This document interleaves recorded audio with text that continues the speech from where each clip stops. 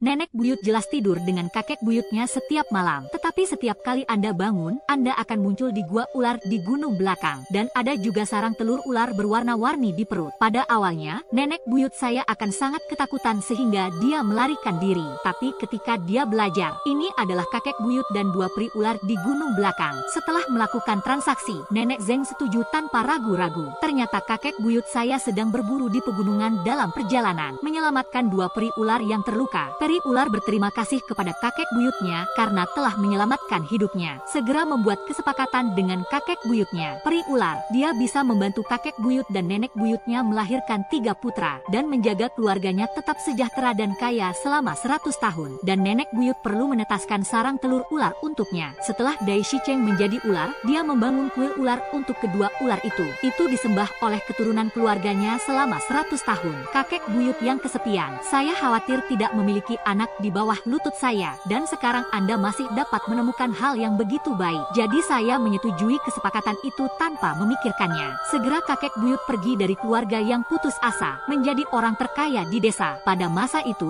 setiap rumah terbuat dari jerami. Kakek buyut tidak hanya tinggal di rumah halaman mewah, dia juga melahirkan 3 putra dengan nenek buyutnya, seorang kakek buyut yang mencapai ketenaran untuk memenuhi janji yang pernah dibuat. Jadi dia menghabiskan banyak uang untuk membangun kuil ular di desa dan bakar dupa setiap hari. Orang-orang desa berpikir, alasan mengapa kakek buyut saya membangun kuil ular itu karena bantuan peri ular, hanya untuk menghasilkan banyak uang. Jadi mereka juga mengikutinya. Segera menjadi desa 10 mil dan 8 desa kuil ular dengan dupa paling banyak. Namun, suatu hari melewati seorang ahli Feng Shui dari desa. Setelah melihat Feng Shui di desa, dia bahkan mengatakan bahwa kuil ular akan berdampak buruk bagi kakek buyut saya jika Anda tidak segera merobohkannya. Saya khawatir seluruh keluarga akan menderita bencana. Kakek buyut di sumur dipikirkan. Setelah memikirkannya, diputuskan untuk menghancurkan kuil ular. Tetapi orang-orang desa tidak senang. Mereka mengatakan bahwa kuil ular memiliki semua yang Anda butuhkan. Tahun-tahun ini, ada banyak intelektual dan orang kaya di desa. Pasti ada peri ular yang tinggal di dalamnya, yang selalu melindunginya. Bahkan ada orang yang mengatakannya, saya melihat 2 peri ular itu di kuil. Tetapi kakek buyut saya mengabaikan upaya putus asa semua orang untuk menghentikannya. Dengan sekelompok bawahan, dia bertekad untuk menghancurkan kuil ular secara paksa. Pada saat kuil ular digulingkan, ada warna biru dan putih di balok rumah. 2 ular besar dengan kepala melotot. Saya melihat 2 ular terjalin erat, tampaknya melakukan semacam ritual misterius.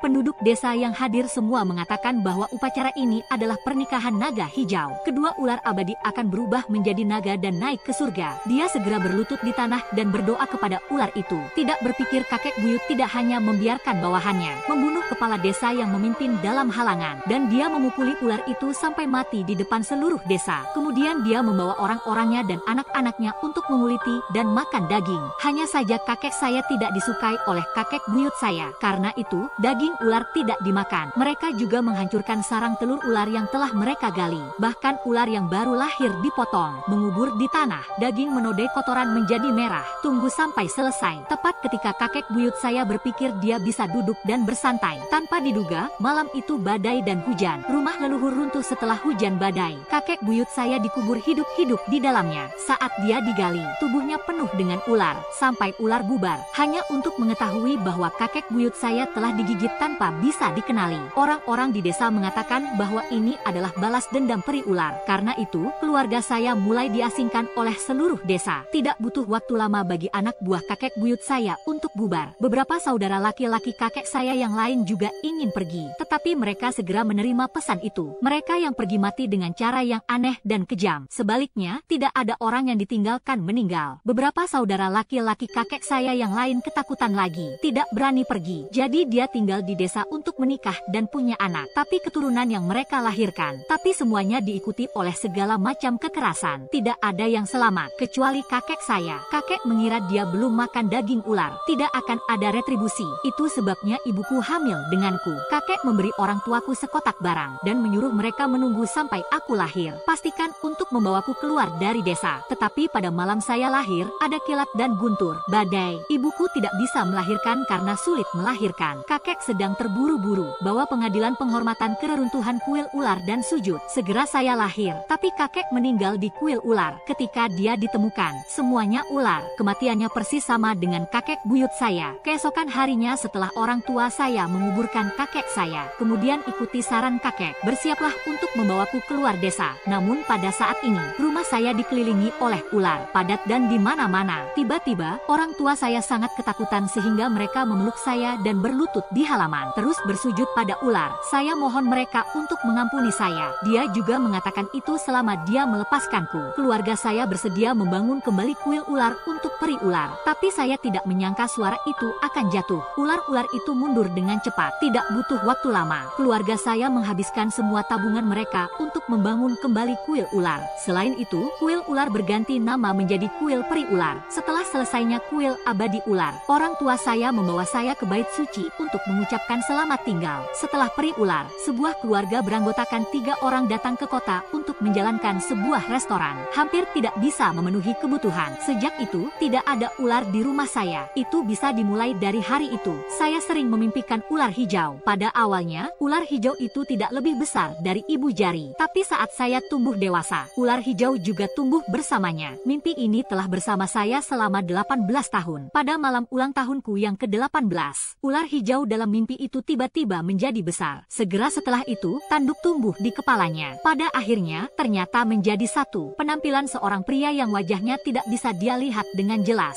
Tetapi begitu pria itu membuka mulutnya, dia berkata bahwa saya adalah pengantinnya, dan dia mengulurkan tangan untuk membawaku pergi. Tiba-tiba saya sangat takut sehingga saya terbangun dari mimpi saya. Jadi saya segera memberitahu ayah saya tentang mimpi ini. Dia setelah menyadari keseriusan masalah ini, keluarkan liontin giok tua yang ditinggalkan oleh kakekmu. Pakailah untukku. Aneh untuk mengatakannya. Sejak memakai liontin giok, saya tidak pernah memimpikan ular hijau itu lagi. Sampai 2,5 bulan kemudian, satu hari sepulang sekolah, saya membawa beberapa teman sekelas saya ke rumah saya untuk makan malam. Baru saja tiba di depan pintu, saya mendengar Janglong yang berada di meja yang sama menunjuk ke pagar dan berteriak minta tolong. Ini baru bulan Maret. Mengapa Anda memiliki ular di rumah Anda? Mendengar ada ular, wajahku tiba-tiba berubah. Saat itulah itu terjadi. Ayah saya yang sedang memasak di dapur melihat Hanglong. Saya tertegun selama beberapa detik. Kemudian dia buru-buru datang dan mendesaknya untuk merasa nyaman. Bawa teman sekelas Anda ke dalam. Bahasa Tionghoa klasik. Saya memimpin Hanglong dan teman sekelas saya yang lain ke dalam rumah untuk bermain. Selama waktu ini,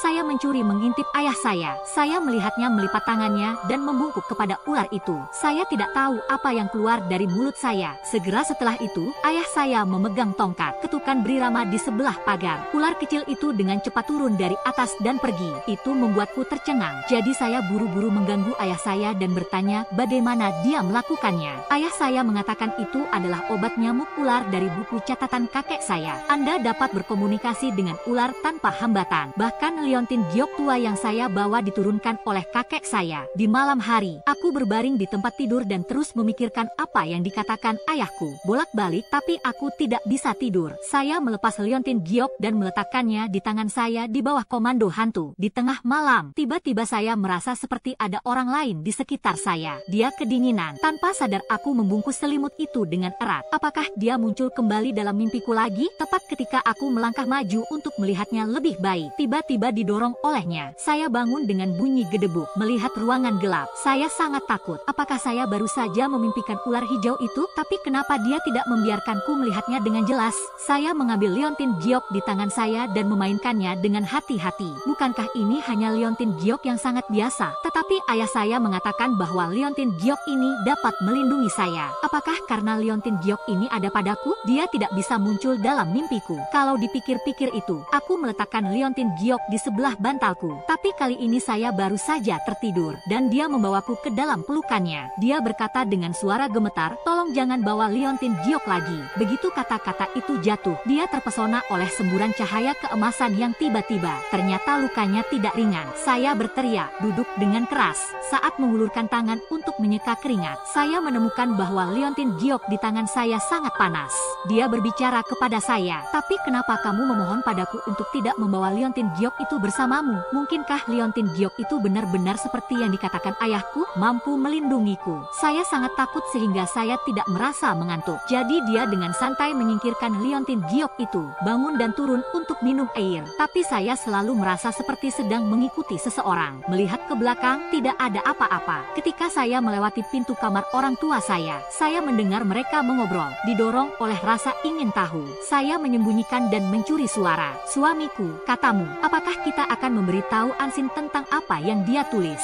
Bagaimanapun, dia berusia 18 tahun. Kemudian, suara ayahku terdengar tenang, selama dia membawa liontin giok, itu akan baik-baik saja. Tentang menulis sesuatu secara perlahan. Lagi pula dia hanya seorang anak kecil. Saya sedikit bingung ketika mendengar ini. Saya jelas sudah dewasa, tapi di mata ayahku, dia masih anak-anak. Dan apa yang terjadi dengan darahku? Kenapa ibuku tiba-tiba mengungkitnya? Saat itulah ibuku menghela nafas, mengatakan bahwa saya selalu merasa bahwa saya seharusnya memberitahu Ansin lebih awal. Dia tahu bahwa dia bisa melindungi dirinya sendiri dengan lebih baik. Ayahku juga menghela nafas istri. Saya minta maaf untuk Anda. Hiduplah seperti ini bersamaku, membuat Anda menderita. Ayo punya anak perempuan, lindungi saja dia. Tidak peduli seberapa sulitnya itu, layak bagiku untuk mengikutimu selama sisa hidupku. Kata-kata ibuku membuat hidungku masam. Alasan mengapa dia hanya melahirkanku adalah satu, itu karena kakek buyut yang menghancurkan kuil ular dan melarikan diri dari ular besar. Dia dibalas atas hal-hal jahat yang telah dia lakukan. Ini mempengaruhi generasi mendatang. Sudah 2 generasi sejak generasi kakek saya. Untungnya, generasi ayah saya baik-baik saja. Mungkin karena kuil abadi ular dibangun kembali. Aku akan mengurusnya. Ayahku mengatakan ini pada ibuku. Tapi saya tidak berpikir dia berbicara pada dirinya sendiri. Pada saat ini, ibuku tiba-tiba tersedak. Mengapa Antong dan Aning tidak memimpikan ular? Sebaliknya, selamatkan keluargaku. Ketenangan pikiran mimpi ular. Antong dan Aning adalah sepupu saya. Paman Tang pergi ke kota untuk berbisnis.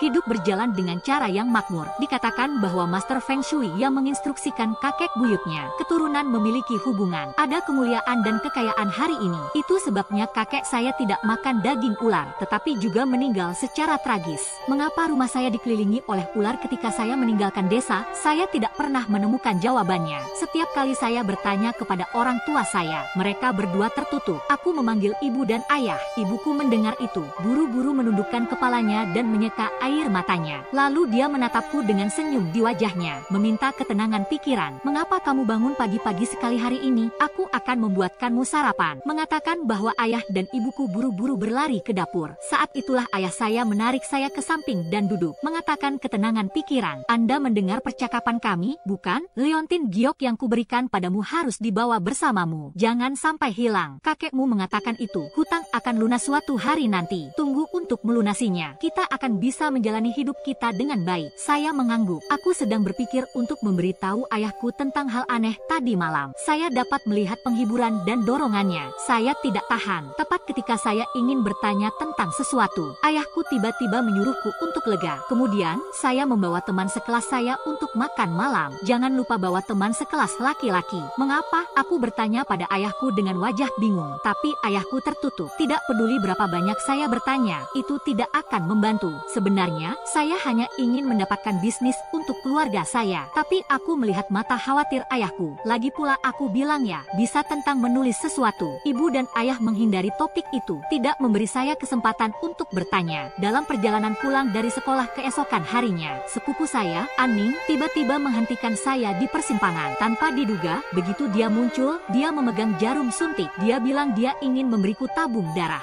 Saya tanpa sadar mundur. Ayahku biasa memberitahuku, jangan biarkan darah dan rambut diambil, karena ada banyak orang bengkok. Mereka akan melakukan sesuatu yang buruk dengan darah dan rambut orang lain. Orang tua saya hanya menyebutkan darah di pagi hari. Sekarang sepupu saya tiba-tiba muncul dan meminta darah. Saya secara naluriah menyadari bahwa segala sesuatunya tidak mudah. Jadi dia berkata dengan mata waspada dan sepupu Aning, saya lemah, darah tidak bisa diambil. Seorang Ning melihat bahwa saya menolak. Grumpi mengangkat tangannya dan menamparku. Lalu dia menjambak rambutku, ambil jarum suntik dan ambil darahku. Saya berjuang untuk menghindari jarum suntiknya. ditemukan. Dia semua fokus memompa darahku sekarang. Aku menginjak kakinya. Tiba-tiba, dia melompat dengan kaki kesakitan. Kemudian saya mengambil kesempatan untuk melepaskan diri dari cengkeramannya dan melarikan diri. Tegurannya yang marah datang dari belakang. Jika Anda tidak ingin mati, hentikan saja aku. Namun, dia belum berlari beberapa langkah. Beberapa orang menghentikan saya. Sekilas aku mengenali mereka sebagai pengawal Anning. Saya tahu saya tidak bisa terbang hari ini. Setelah mereka menaklukkanku, dia mengambil jarum suntik dan menancapkannya di lenganku. Aku memejamkan mata dengan putus asa. Namun pada saat ini, tangan yang mencengkeram lenganku tiba-tiba mengendur. Lalu aku mendengar Anning berteriak kaget dan mengusir mereka. Aku menyentakkan mataku terbuka. Saya melihat Anning berteriak seperti kutu seperti orang gila. Sementara para pengawal menginjak tanah. Sepertinya dia menginjak sesuatu. Tapi saya tidak melihat apa-apa. Saya tidak punya waktu untuk memikirkannya. Buru-buru mengambil tas sekolah di tanah dan berlari pulang. Ketika saya sampai di rumah, saya melihat beberapa limusin diparkir di depan pintu. Ada juga beberapa pengawal berpakaian hitam berdiri di sampingnya. Begitu saya masuk ke rumah, saya mendengar penghinaan dari 3 paman, dan Anda tidak memiliki putra. Apakah kamu tidak ingin anakku hilang? Begitu komentar ini keluar, tiba-tiba saya masuk ke dalam rumah dengan wajah berat. Ibu dan ayah melihatku kembali. Buru-buru berkata kepada saya bahwa saya lega. Kamu naik ke atas dan mengerjakan pekerjaan rumahmu dulu. Mari kita mulai dengan percakapan. Tapi paman ketiga menunjuk ke arahku dan berteriak keras.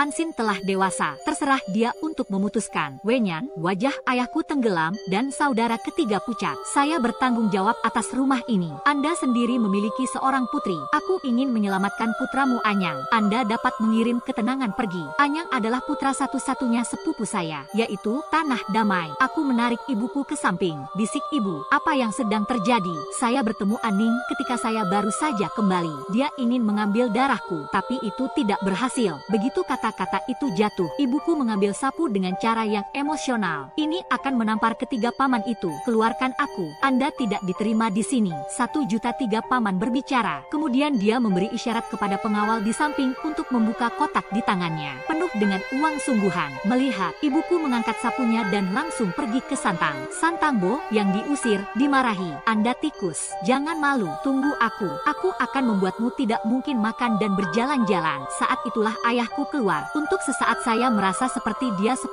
tahun lebih tua. Mataku yang memerah membuatku ingin menangis tidak nyaman. Dia mengulurkan tangan dan menyentuh kepalaku dan berkata dengan meyakinkan, yang kuberikan padamu. Ingatlah untuk membawa Liontin Gyo. Sepupumu Anyang sakit. Pria yang diundang oleh ketiga paman itu berkata, penting untuk menggunakan darah bersih dari seorang wanita keluarga untuk menekan peri ular. Aku menyela ayahku dengan curiga dan bertanya padanya, jika sepupu Anda sakit, Anda dapat meminta dokter. Apa hubungannya ini dengan peri ular? Dan Anning Antong bukanlah wanita dari keluarga An. Mungkinkah darah mereka tidak bisa digunakan? Seluruh keluarga Santangbo kembali ke kampung halaman mereka sebulan yang lalu untuk menyembah leluhur mereka. Sepupumu berendam air seni di kuil peri ular. Ketika saya kembali, saya sakit. Saya mengerutkan kening ketika mendengar ini dan mengatakan bahwa saya pantas mendapatkannya. Tidak ada anak dan cucu. Itu semua peri ular yang penyayang. Keluarga saya ingin bisa hidup normal. Bangun kuil untuk peri ular. Mereka memprovokasi peri ular itu sendiri. Pada akhirnya, mereka ingin menyakiti kita. Sejak saya lahir, ketiga paman itu selalu ada. Bawa aku untuk menekan pikiran peri ular.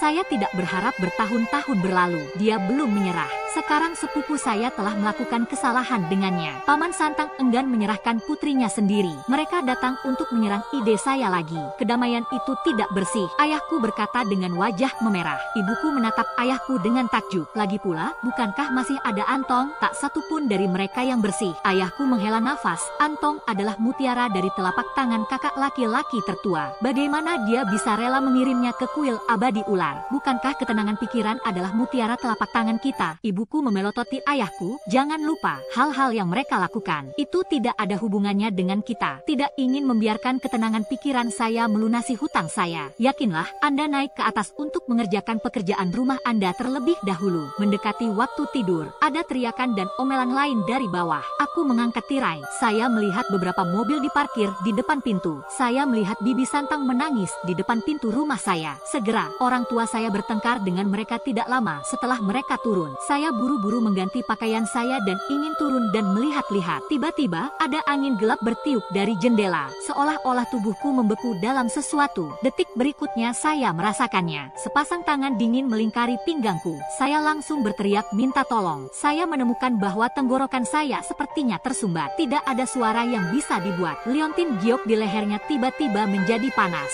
Lalu ada sedikit desahan di telingaku. Tangan yang bisa melingkari pinggangku, tapi dia tidak mau melepaskannya. Pada saat ini, suhu liontin giok di leher naik lagi. Mau tak mau aku mengerutkan kening kesakitan. Sementara, ada dengusan kesakitan yang teredam di telingaku. Lalu aku mendengar dia memohon padamu, jangan membawa liontin giok. Tepat ketika aku hendak menoleh untuk melihat ke belakangku, tiba-tiba terdengar suara serangan di luar. Dalam sekejap, tubuhku tiba-tiba mendapatkan kembali kebebasannya. Aku menyentakkan kepalaku ke belakang, hanya untuk menemukan bahwa tidak ada apa-apa di ruangan itu. Dan liontin giok di leherku dingin dan dingin. Tidak ada perasaan panas sama sekali. Mungkinkah itu halusinasi lain? Pada saat ini, pertengkaran di lantai bawah tiba-tiba menjadi sengit. Saya tidak punya waktu untuk memikirkan situasi aneh sekarang. Jadi dia menggelengkan kepalanya, buru-buru lari ke bawah. Saya melihat 3 bibi Tang dan orang tua saya. Ketiganya berkelahi. Saya melirik saudara Tang dengan tandu tidak jauh. Teriak 3 bibi Tang, Anda punya waktu ini. Lebih baik mengirim Tangge ke rumah sakit. Benar saja, yang perlu saya sebutkan adalah Tang. 3 bibi Tang mengalihkan perhatiannya. Saya melihatnya merangkak di sebelah saudara Tang. Iblis menangis serigala. Saat itulah saya mengetahuinya. Tangge di tandu itu seperti mati. Wajahnya pucat dan tidak berdarah. Sekali lagi, saya menyarankan perlindungan. Sepupu saya seperti ini. Anda sebaiknya pergi ke rumah sakit sesegera mungkin. Bibi Santang menangis sambil membantingku. Ketenangan pikiran jika Anda tidak ingin melihat sepupu Anda meninggal. Maka Anda harus cepat dan pergi ke kuil abadi ular untuk menekannya. Peri ular, kakek buyutmu melakukan kekurangan kebajikan. Mereka adalah orang-orang yang telah melakukan kejahatan kepadaku. Wenyan sedikit kesal. Sepupu saya meninggal sendiri. Mengapa saya harus pergi untuk menekan Shesian? Selain itu, bukankah kamu sendiri punya anak perempuan? Itu tidak akan berhasil. Kehidupan kedamaian keluarga saya ini sangat mahal. Bagaimana Anda bisa dibandingkan dengan gadis yang tidak populer ini? Saya memarahi Wenyan dan membalas begitu saja. Rumahmu damai. Temukan seorang pria jika Anda tidak menikah. Jika hal yang tidak mengganggu seperti itu keluar, saya khawatir orang akan bergosip. Kamu berani mengatakan bahwa keluargaku damai. Aku akan bertarung denganmu. Bibi Santang sangat marah sampai wajahnya berubah menjadi hijau. Bergegas seperti orang gila. Menarik rambut ibuku dan berkelahi lagi. Aku bergegas untuk menarik Bibi Santang pergi. Terlempar ke tanah oleh tubuhnya yang gemuk. Segera, lenganku terlempar terbuka. Pada saat ini, saya tiba-tiba mendengar seseorang meneriakkan ular. Ada seekor ular dan saya mendongak. Kemudian dia melihat sekelompok ular lebat merangkak dari sekeliling. Segera rumah saya dikelilingi oleh air. Tidak dingin di bulan Maret, tapi aku merasakan hawa dingin di tulang belakangku. Seolah-olah sepasang mata menatapku. Aku buru-buru melihat melalui jendela kamarku. Saya menemukan sosok berdiri di sana. Apakah itu dia? Saya pindah ke orang tua saya dengan sedikit panik. Ketenangan pikiran, jangan takut. Orang tua saya menahan saya di tengah. Namun ular-ular itu tidak bergerak. Hanya di sekitar kita. Buat sedikit suara. Bagaimana bisa ada begitu banyak ular? Bibi Santang melihat ular itu tidak bergerak. Segera sadar kembali dari opera Peking. Mata dengan rakus menatap darah yang mengalir di lenganku. Namun pada saat ini, seekor ular yang tidak bergerak, tapi tiba-tiba dengan cepat merangkak menuju bibi ketiga. Ketakutan, dia berlari ke mobil di luar pintu. Sementara, sepupu itu juga dibawa ke dalam mobil oleh pengawal. Kelompok itu pergi dengan berpacu. Saat itulah saya mengetahuinya. Semua ular mengejar Bibi Santang. Apakah ular-ular ini ada di sini untuk melindungi kita? Ibu dan ayah saling memandang. Buru-buru menarikku berlutut. Sujud ke arah kampung halaman Anda. Terima kasih peri ular atas perlindunganmu. Ayah punya sesuatu. Saya belum selesai. Kemudian, tiba-tiba, ada suara keras di ruang atas. Ibu dan ayah buru-buru berlari untuk memeriksa situasinya. Selain itu, ibuku sedang menampar selimut saat ini. Orang dewasa seperti itu. Mengapa Anda masih mendapatkan selimut di tanah? Buku itu juga dilemparkan kemana-mana. Aku menatap ayahku yang sedang mengambil buku dengan wajah bingung. Saya ingat bahwa buku selalu diletakkan di atas meja. Dan selimutnya juga ada di tempat tidur. Mungkinkah sosok di dekat jendela itu adalah dia? Mungkinkah sekelompok ular di halaman barusan ada hubungannya dengan dia? Saat ini, hatiku penuh dengan keraguan. Saya tidak tahu mengapa untuk sementara waktu. Hanya saja sesuatu terjadi pada sepupu saya. 3 paman dan 3 bibi datang ke pintu satu demi satu untuk membuat masalah.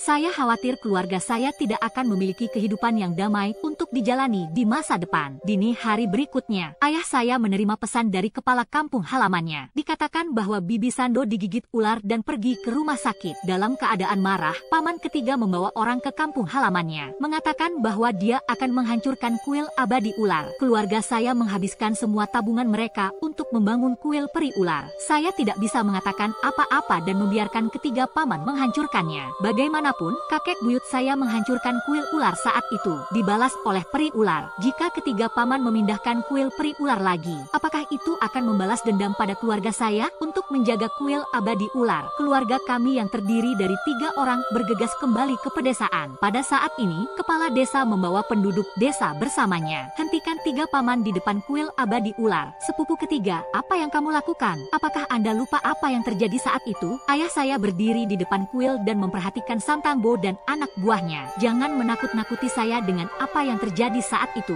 Anda takut pada kuil abadi ular. Saya tidak takut. Sekarang Anyang telah menjadi seperti ini. Ingin memotong punggungku. Aku akan menghancurkan kuil yang hancur dulu. Setelah berbicara, dia melihat Santangbo melambaikan tangannya. Anak buahnya segera menerobos kelompok penduduk desa. Jika Anda mengambil palu, Anda akan secara paksa menghancurkan kuil abadi ular. Namun pada saat ini, di sekitar kuil peri ular, terus merangkak keluar dari ular dan huruf ular, buat sedikit suara, padat di semua tempat. Itu sama seperti tadi malam. 3 bawahan paman ditutupi. Kelompok ular di depannya ketakutan dan mundur. Uang itu penting. Tetapi ketika Tangbo ketiga mengatakan 10 kali lipat harganya, mereka segera menunjukkan mata serakah, mencampur. Pada saat ini, mata Tangbo ketiga berwarna merah. Melihat ular tertawa sedih. Tawa itu menyeramkan. Diikuti oleh Santangbo tiba-tiba mengeluarkan sebungkus bubuk realgar dan menaburkannya. Segera ular-ular itu mundur sampai menghilang. Lihat bubuk realgar bekerja. 3. Tangbo tertawa lebih gila. Ekspresinya mulai tumbuh mengerikan. Saat itulah itu terjadi. Ponsel di tubuh Santangbo tiba-tiba berdering. Tapi tunggu saat dia menjawab telepon. Telepon jatuh ke tanah dengan bunyi gedebuk. Segera setelah itu, saya melihatnya pingsan secara langsung. Saya berjalan mendekat dan mengangkat telepon. Ketuk bebas genggam. Di sisi berlawanan, ada tangisan dan omelan ketiga bibi itu. Yakinkan Anda bahwa Anda mendengarnya. Ketenangan sedang sekarat. Bahasa Tionghoa klasik. Ayah saya dengan cepat mengambil telepon dari tangan saya dan pergi ke samping. Segera ayahku berkata kepada ibuku dengan ekspresi serius. Ketenangan akan dikirim. Biarkan ibuku segera pergi ke desa berikutnya untuk meminta bantuan Nyonya Li. Nyonya Li adalah dewi terkenal di 10 mil dan 8 kota. Setiap kali dia melihatku, dia hanya menyentuh kepalaku. Tapi dia tidak pernah meminta keberuntungan saya. Setelah ibuku berangkat ke desa berikutnya, dia masuk akal. Ayah saya memintanya untuk membawanya kembali ke rumah saya. Pada saat ini, kepala desa buru-buru mengelilinginya. Tanya ayahku apa yang terjadi. Ini masuk akal. Itu iblis. Ayahku mendengar itu. Dia tampak sedikit malu. Gadis Aning membiarkan ular itu melukai dirinya sendiri. Wajah kepala desa berubah drastis. Melihat ketiga paman itu, dia melirik Anyang lagi. Kejahatan. Mengapa keluarga Anfu tidak bisa belajar dari keluargamu? Ini ngengat seperti itu. Saya benar-benar tidak takut mati. Ayah saya khawatir tentang masalah dengan ketiga sepupu saya. Jika Bibi Santang datang, akan lebih sulit untuk menghadapinya. Jadi dia memohon kepada kepala desa untuk membantu mengawasi kuil abadi ular. Kepala desa setuju untuk turun segera setelah dia mau. Tidak butuh waktu lama. Bibi Santang mengirim Aning. Saya melihat Aning berbaring di atas tandu, meratap dengan perut tercengkeram. Ada banyak tanda merah di leher. Tiba-tiba, Bibi Santang menyentakkan saya ke tanah. Apa yang harus dilihat? Ini semua salahmu. Aku menatap Bibi Santang. Tepat ketika saya hendak mengatakan sesuatu, hanya untuk menemukannya di leher. Juga memiliki tanda merah yang sama dengan sepupu Aning. Kapan ketiga saudara ipar perempuan itu merasa nyaman? Jangan pergi terlalu jauh. Ayahku membelaku. Nadanya adalah, tapi melihat penampilan Aning yang menyakitkan, masih memberinya wajah yang cukup. Saat itulah itu terjadi. Seorang Ning tiba-tiba berteriak, meringkuk dalam bola dengan perut di lengannya. Aning, apa yang terjadi? Saya ingat dia berbicara dengan kepala desa. Seorang Ning melukai ular itu, tapi dia tidak mau. Apakah itu sakit perut? Itu bukan sesuatu yang bisa Anda ketahui. Ayahku memandang Aning dan Bibi Santang dengan ekspresi yang tidak biasa. Jangan khawatir, pergilah keluar dan lihat apakah ibumu telah kembali. Begitu saya sampai di pintu pintu masuk desa. Saya melihat ibu saya dan Nyonya Li pergi. Saya melihat Nyonya Li membawa tas kain besar. Pakaian di tubuhnya sudah sangat tua, tapi bersih. Ibu Aning tiba, tapi dia menjerit kesakitan. Nyonya Li menatapku dengan penuh arti. Gigit lidah seseorang. Lalu dia buru-buru berjalan menuju rumahku. Aku menatap diriku sendiri dalam bentuk yang tidak bisa dijelaskan. Tidak ada masalah. Ibu Ansin akan mengalami kecelakaan. Ketika Nyonya Li datang ke pintu saya, tiba-tiba berhenti. Wajahnya sangat buruk. Ibuku sangat ketakutan sehingga dia buru-buru menarik Nyonya Li ke samping.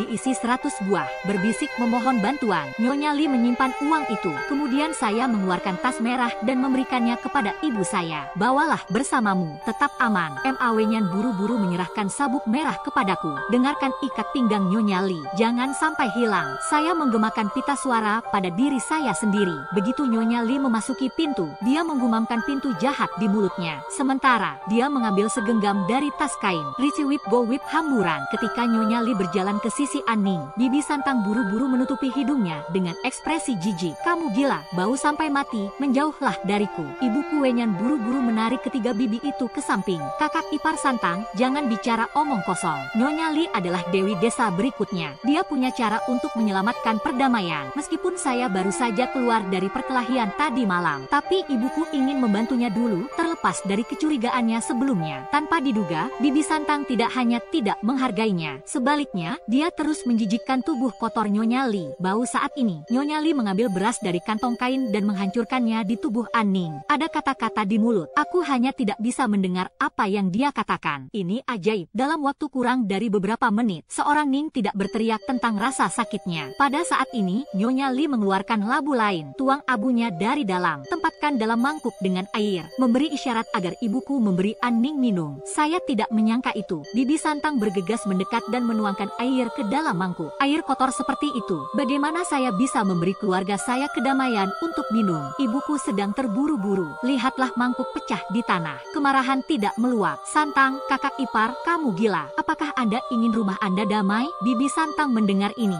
Sambil menunjuk ke arahku, dia berkata dengan getir, tenangkan saja rumah Anda dengan bintang sapu ini. Akan lebih baik untuk mengirimkannya untuk menekan kedamaian kuil abadi ular. Ibuku tahu tentang itu. Ini bukan waktunya untuk menyalahkan ketiga bibi. Jadi dia berjalan ke sisi Nyonya Li dan memohon. Nyonya Li, jangan seperti dia. Tuang mangkuk lain untuk Aning. Itu adalah berkah atau kutukan jika hilang. Aku akan mengetahuinya setelah malam ini. Nyonya Li menunjuk Bibi Santang. Anda berhati-hati. Setelah mengatakan itu, Nyonya Li memarahi dan pergi. Melihat ini, ibuku buru-buru diusir. Saat itulah ayahku menarikku keluar. Ekspresinya serius. Jangan main-main malam ini. Saya melihat ke ruang dalam. Ketenangan baru saja dipulihkan. Menggugat ketiga bibi itu. Dengarkan kata-katanya yang jijik dengan Nyonya Li. Saya tidak tahan lagi. Nyonya Li menariknya. Itu juga menyelamatkan hidupnya. Ayah Li Pozi berkata bahwa sesuatu akan terjadi malam ini. Sesuatu akan terjadi. Saya merasa tidak nyaman. Menyentuh tas kain merah yang diberikan Nyonya Li padaku. Ayah tahu, Anda patuh malam ini. Jangan main-main. Ayahku baru saja selesai berbicara. Saya melihat ibu saya masuk ke rumah dengan wajah jelek. Saat itulah itu terjadi. Tiba-tiba, terdengar teriakan tajam dari bibi ketiga di rumah.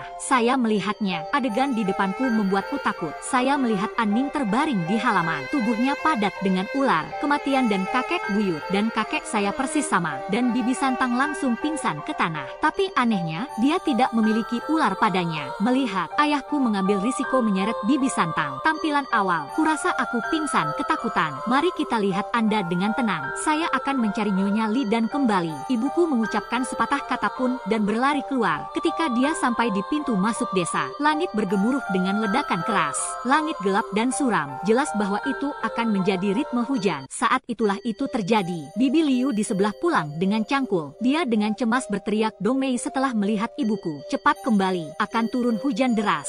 Seperti semua orang tahu, itu adalah pengingat baik Bibi Liu. Benar-benar membiarkan ibuku melarikan diri. Pada saat ini, hujan melanda Aning yang terbaring di tengah halaman. Matanya membelalak, telinga dan mulutnya penuh dengan ular. Tampilannya yang padat membuat kulit kepala orang kesemutan. Ayahku tidak tahan mati dengan damai. Gigitan ular tak bisa dikenali. Jadi dia mengambil tongkat kecil, kocok berirama ke tanah. Tapi ular-ular itu tidak berniat pergi. Pada saat ini, paman ketiga bangun. Ketika dia melihat Anda di halaman, itu dingin. Tiba-tiba bergegas seperti orang gila. juga. Melihat ini, ayahku buru-buru menghentikannya. 3 paman dan 3 saudara laki-laki. Bagaimana dengan Anyang? Ayahku tiba-tiba bertanya. Baru kemudian paman ketiga bereaksi. Jadi saya buru-buru naik ke atas. Ketika dia melihat bahwa Anyang masih terbaring dengan aman di tempat tidur, aku tidak bisa menahan nafas lega. Segera memerintahkan 2 bawahannya. Angkat Anyang ke mobil. Kirim tuan muda tertua ke rumah sakit. Saya akan berada di sana nanti. Kedua pria itu segera mengangguk. Ada petunjuk di wajahnya. Senyum menakutkan yang tak terlihat. Kemudian mobil itu hilang. Sepupu ketiga damai. Dia tidak selesai berbicara. Santang mengepalkan tinjunya. Dia membanting wajah ayahku. Diikuti oleh dia memelototi ayahku dengan niat membunuh. Bu, wajah ayahku bengkak. Darah tumpah dari sudut mulut. Ibuku buru-buru membantu ayahku memelototi bagian belakang ketiga paman yang pergi. Saat itulah ayahku meraih ibuku. Saya bertanya, apakah ibu mertua Anda tahu bahwa sesuatu akan terjadi pada Aning? Ibuku mengangguk. Minumlah air abu dan Anda akan baik-baik saja. Tapi kakak ipar ketiga sengaja menumpahkan air. Tidak bisa menjaga ibu. Ibu mertuamu sangat kuat. Apakah tidak ada cara lain untuknya? Aku melirik ke halaman. Mengapa ular-ular itu membunuh Anda? Dia membawanya pada dirinya sendiri.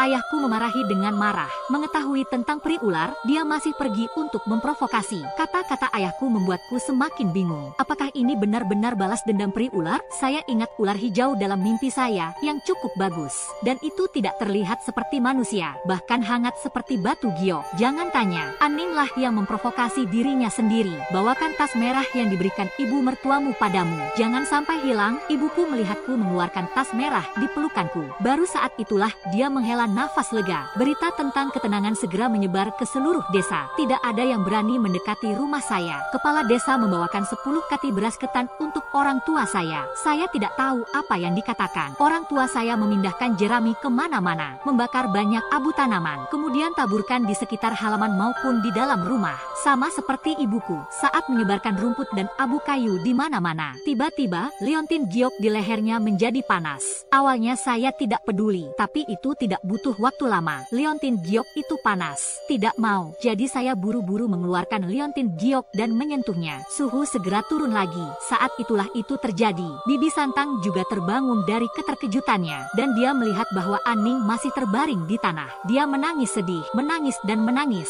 Dia tiba-tiba sepertinya memikirkan sesuatu. Berjalan ke tanah yang ditaburi abu tanaman. Gosok kuat-kuat dengan kaki Anda. Kalian berdua yang telah dipotong oleh 1000 pisau. Saya ingin mati dalam damai tanpa tempat untuk dikuburkan. Lalu aku akan menghancurkan semuanya. Biarkan Aning kembali untuk menyelesaikan akun dengan Anda. Kakak ipar, apa yang kamu lakukan? Ibuku melihat itu. Buru-buru melangkah maju dan menarik ketiga bibi itu. Bibi Santang hanya menatapnya dengan tatapan ganas. Ini tidak akan membuat keributan lagi. Hanya saja aku melihat rambutku. Saya selalu merasa ada yang tidak beres dengan Bibi Santang. Naik ke atas dengan tenang. Ibuku selesai berpegangan dan menangis dan tertawa. Ini seperti orang gila. Ketiga bibi memasuki rumah agar bisa menyingkirkan ular di tubuh Aning. Ayahku mengeluarkan sebuah kotak tua dari bawah tempat tidur. Ada banyak barang lama di dalamnya. Ada juga buku yang menguning. Kemudian ayah saya buru-buru membuka buku itu. Halaman demi halaman. Perhatikan baik-baik. Pada saat ini, tiba-tiba ada petir di atas rumah. Segera hujan deras turun. Saya duduk di sebelah ayah saya dengan sedikit gentar. Tanpa sadar menyentuh liontin giok di lehernya. Saya hanya merasa agak panas.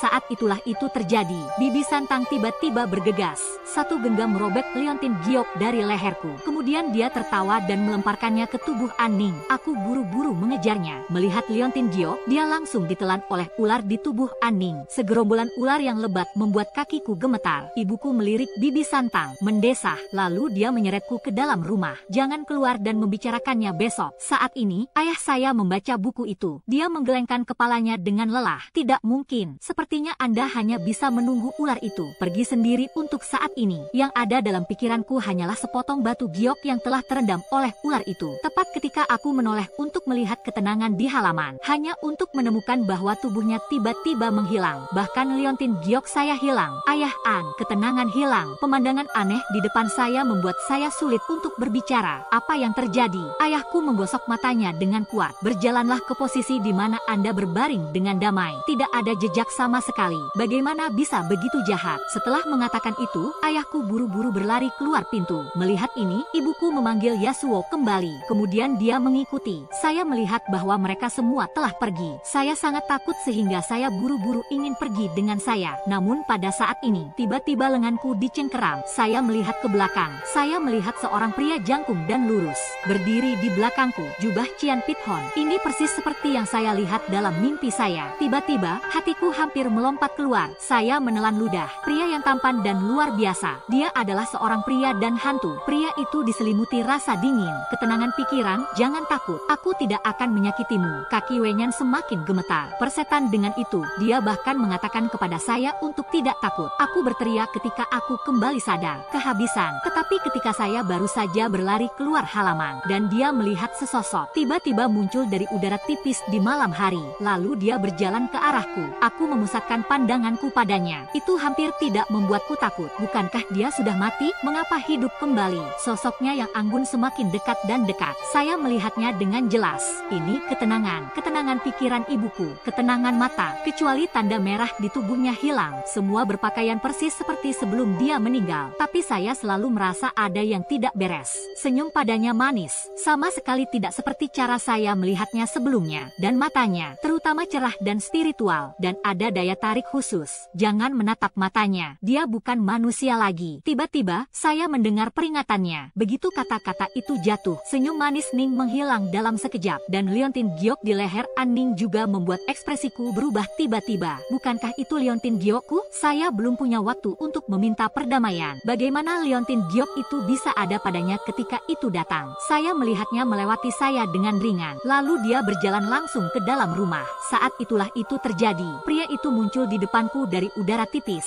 Segera saya takut dan bergidik. Jangan takut, aku tidak akan menyakitimu. Anda bisa memanggil saya Sunny Rain. Kami telah melihat orang-orang di rumah. Anda harus berhati-hati. Wenyan, aku berbalik untuk melihat ke dalam ruangan. Tapi dia bertemu mata Ning lagi. Sudut mulutnya tampak seperti senyuman yang bukan senyuman. Itu membuatku merasa kedinginan di tulang belakangku. Terpikir oleh saya bahwa saya punya ide. Nyonya Li memberi saya sabuk merah untuk perlindungan. Jadi saya buru-buru mengeluarkannya. Dan untuk melakukan hal-hal dan membuangnya dari kedamaian. Tanpa diduga, dia meraihnya di tangannya. Ketenangan pikiran, berapa umurmu? Saya bahkan membawa sekantong beras. Setelah mengatakan itu, Ning mengulurkan tangan dan hendak meraih tanganku. Saya sangat takut dengan gerakan Ning sehingga saya mundur. Ning, kamu tidak takut pada apapun. Seorang Ning mendengar ini, menyentuh liontin giok di lehernya. Tersenyumlah cerah. Mengapa saya harus takut? Dengan dia, seharusnya kamu yang takut. Saya sangat ketakutan dengan senyumnya sehingga saya menoleh dan mencoba keluar dari pintu. Tapi pintunya tiba-tiba tertutup dengan sendirinya saat ini. Adegan aneh ini hampir membuat jiwaku terbang menjauh. Tutup mata Anda dengan ketenangan pikiran. Suara hujan dan hujan datang lagi. Entah bagaimana, aku memejamkan mata tanpa ragu-ragu. Segera setelah itu, Ning berteriak. Aku dengan cepat membuka mataku. Saya menemukan bahwa kecuali Qin Yu berdiri di depan saya. Kedamaian hilang. Seorang Ning Qin Yu menunjukkan sedikit senyum di wajahnya. Apakah kamu tidak takut padaku ketika dia pergi? Saya tidak menjawab Qin Yu. Sebaliknya, saya khawatir orang tua saya belum ada di sana sejak mereka pergi keluar. Ketika saya kembali, saya buru-buru membuka pintu besi dan berlari keluar. Itu gelap gulita di depan. Saya tidak bisa melihat orang tua saya sama sekali. Mereka baik-baik saja. Anda sebaiknya kembali. Suara Qin Yu datang lagi. Aku berbalik untuk menatapnya. Bagaimana kamu tahu orang tuaku baik-baik saja? Apakah itu ular dalam mimpiku kamu? Qin Yu mengangkat matanya dan menatapku. Mata hijau terlihat sangat aneh di malam yang gelap. Saya segera menjauhkan diri darinya. Kemudian buru-buru jelaskan bahwa jika itu tidak nyaman bagi Anda, jangan katakan itu. Tapi bisakah Anda memberitahu saya? Ketenangan adalah apakah dia hidup atau mati? Mati tapi hidup kembali. Sepotong batu giokmu itu menekan ular itu, menghidupkannya kembali. Tapi dia bukan manusia normal lagi. Bagaimana saya bisa menjelaskan hal ini kepada orang tua saya? Memikirkan 3 bibi di ruangan itu, aku buru-buru berlari ke kamar. Saat aku melihatnya tidur nyenyak, aku tidak bisa menahan nafas lega. Namun, detik berikutnya, Qin Yu berkata bahwa dia sudah mati. Begitu komentar ini keluar, saya tercengang. Menunjuk ke bibi Santang, dia memandang Qin Yu di sampingnya. Kamu bilang bibiku meninggal. Siapa yang hanya meletakkan kata-kata tercipta di bibirnya. Saya menelannya kembali. Hanya Aning yang baru saja datang. Mungkinkah Aning membunuh Bibi Santang? Tapi dia hidup kembali. Qin Yu selesai berbicara. Tarik aku keluar. Matanya tiba-tiba menjadi lembut. Ketenangan pikiran, aku akan beristirahat. Tidak peduli apa yang terjadi. Jangan keluar. Saya belum punya waktu untuk bertanya mengapa. Qin Yu menghilang di depanku dari udara tipis.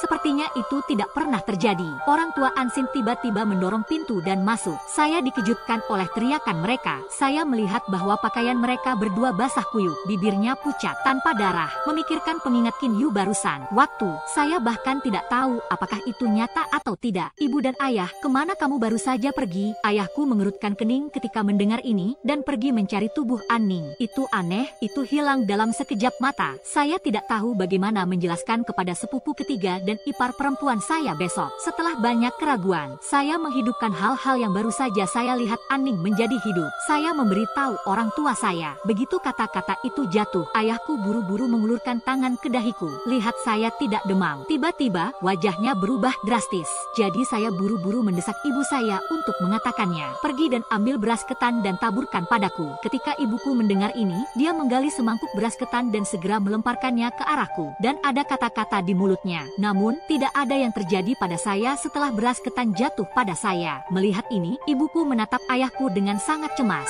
Mengatakan bahwa besok saya akan membawa ketenangan pikiran ke tempat Nyonya Li. Saya khawatir Aning kembali untuk membalas dendam. Tepat ketika aku hendak membuka mulut untuk menjelaskan sesuatu, Qin Yu muncul di depanku lagi. Buru-buru menghentikan saya. Lihat dia berdiri dekat di depanku. Saya menelan ludah. Bukankah kamu baru saja mengatakan kamu akan beristirahat? Ketenangan pikiran, apa yang Anda lihat? Ibuku tiba-tiba mengulurkan tangan dan mengguncangnya di depanku. Tapi saat ibuku menabrak Qin Yu, sekali lagi tubuhnya menghilang ke udara tipis. Apakah Anda baru saja melihat sesuatu? Jika penampilan Qin Yu ditemukan oleh orang tuaku, apa yang harus dilakukan? Jantungku berdetak kencang. Ayah saya menjadi gugup ketika mendengar ini. Cepat amati sekeliling. Tiba-tiba di pintu kamar oleh ketiga bibi itu. Saya takut. Santang, kakak ipar, bagaimana kamu berjalan? Kamu tidak bersuara sama sekali. Tidak heran Ansin takut. Saat dia berbicara, ayahku menghampiri Bibi Santang. Pada saat ini, saya tiba-tiba memikirkan apa yang dikatakan Qin Yi. Jadi saya buru-buru bergegas dan meraih ayah saya. Bibi Santang sepertinya sedikit salah. Mendengar ini, Bibi Santang menatapku. Dia berjalan keluar rumah. Tapi yang aneh adalah, beras ketan yang dia injak di tanah segera berubah menjadi hitam. An Xiong, lihat beras ketan di tanah. Apa ini? Apakah yang dikatakan Nyonya Li benar? Ibuku tercengang. Seda Chang buru-buru menarikku ke belakangnya untuk melindungiku. Apa kata M. Ali? Jangan bilang aku masih muda. Katakan padaku dengan cepat, kata Nyonya Li kemarin. Ketiga paman dan keluargamu akan mengalami bencana besar. Ketenangan jika terjadi sesuatu.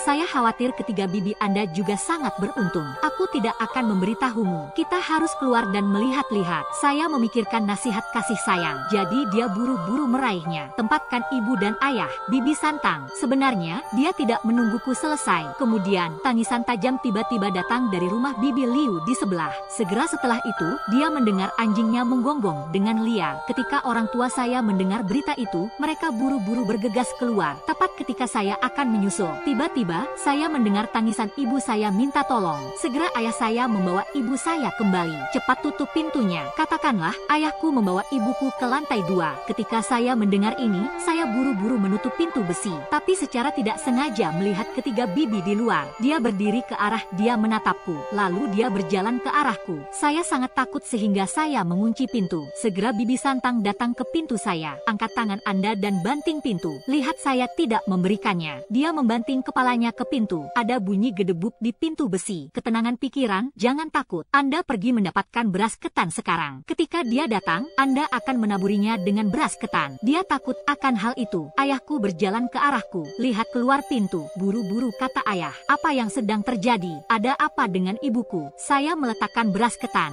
Saat ini, Bibi Santang terus membenturkan kepalanya ke pintu seolah-olah dia putus asa. Saya melihat rambutnya berantakan. Tonjolan birahi. Tapi seolah-olah saya tidak merasakan sakit. Saya baru saja melihat banyak ular mengalir keluar dari tubuh Aning. Setelah Bibi Liu digigit, seorang Ning menyeretnya pergi. Ibumu terpana oleh Aning. Aku akan baik-baik saja saat bangun. Setelah itu, dia pergi ke rumah untuk menemani ibuku. Aku melirik keluar pintu. Saat itu baru jam 12. Bagaimana cara menghadapi Bibi Santang? Aman digunakan hitam. Darah anjing mengalir padanya. Qin Yu berkata dengan lemah. Wenyan, aku buru-buru pergi ke ayahku untuk meminta bantuan. Apakah ada darah anjing hitam di desa? Cahaya hitam ini membutakan. Kemana saya akan pergi sebentar dan setengah? Ayahku selesai. Sepertinya ada sesuatu yang tiba-tiba disadari. Jadi dia dengan cepat berdiri. Yakinlah, kamu harus mengingatkan ayah. Darah anjing hitam ini bekerja melawan roh jahat. Aku akan pergi ke rumah Bibi Liu untuk menangkap anjing itu sekarang. Kamu mundur ke lantai 2 dulu. Jaga ibumu. Saya akan kembali segera setelah saya pergi, kata ayahku. Mengambil tali dan memanjat melalui dinding belakang ke rumah Bibi Liu. Setelah beberapa saat, teriakan anjing terdengar. Sementara, tiba-tiba, terdengar suara pintu besi dibanting terbuka. Saya melihat mata Bibi Santang kosong. Tanpa berpikir menggedor pintu, saya mengambil beras ketan dan melemparkannya ke 3 bibi di lantai bawah. Dihindari oleh postur atletiknya. Lalu dia menatapku. Sepasang mata bersinar dengan cahaya hijau. Itu membuatku takut. Ketenangan pikiran Anda akan membuka pintu. Aku akan memercikkannya. Ayahku tidak tahu kapan dia akan kembali. Saya melihat bahwa dia memiliki baskom darah di tangannya. Jangan ragu untuk mengoleskan darah anjing hitam pada Anda. Pada saat ini, suara hujan cerah datang lagi. Ayahku menatapku, menjangkau dan mencelupkannya ke dalam darah anjing dan menyekannya pada dirinya sendiri. Tiba-tiba dia sepertinya mengerti. Buru-buru mendesakku untuk menggosok beberapa di tubuh ibuku juga. Tunggu sampai selesai. Aku menarik napas dalam-dalam, lalu buka pintunya. Pusat gravitasi Bibi Santang tidak stabil, jatuh ke tanah. Ayahku melihat ini, mengambil darah anjing hitam itu dan melemparkannya ke arah Bibi Santang. Bibi Santang, yang bersimbah darah anjing, berdiri. Dia berteriak pada ayahku. Yasuo menuangkan darah padaku. Apakah Anda ingin mati? Halo kakak ipar. Ayah saya melihat Bibi Santang dapat berbicara dengan normal. Segera, wajahnya penuh kegembiraan. Tapi bibi ketiga menunjuk ke arahnya dengan marah. Saya kembali ke rumah leluhur saya. Anxiong, keluargamu lebih jahat daripada rumah leluhur. Mari kita bicarakan. Bibi Santang memarahi dan meninggalkan rumah saya. Wenyan berkerut, sedikit bingung. Apa yang dimaksud Bibi Santang dengan itu? Kakek buyut sejak kecelakaan itu. Rumah leluhur menyelamatkannya. Meskipun kemudian dibangun kembali, tapi di dalam selalu suram. Itu membuat orang merasa sangat tidak nyaman. Jadi keluarga saya pindah. Tunggu sampai ayahku menutup pintu. Aku melihatnya menatapku dengan wajah serius.